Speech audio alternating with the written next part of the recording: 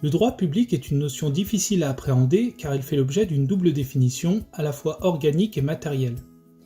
Au sens organique, le droit public est le droit qui régit les rapports entre les administrations et les administrés ou entre les administrations entre elles. Ces administrations sont des personnes morales de droit public au service des administrés. Classiquement, il s'agit de l'État, des collectivités territoriales et des établissements publics. Mais rentrent également dans cette qualification les groupements d'intérêt public, les personnes morales de droit public sui generis, comme la Banque de France, et les autorités publiques indépendantes. Au sens matériel, cela se complique, car une personne publique peut se comporter comme un particulier ordinaire. De la même façon, une personne privée peut agir comme une administration pour gérer un service public. Le critère organique est donc insuffisant pour définir le droit public.